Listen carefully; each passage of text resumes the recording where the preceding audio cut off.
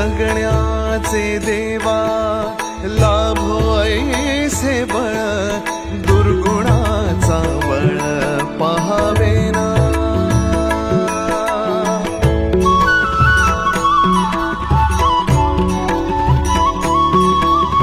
तुझ्या दारी दावी पांडुरंगी तळ उन्मादाचा मळ झाकवेना। विठ्ठलाची आस वाढावी सरळ विषाचे करळ टाकवेना।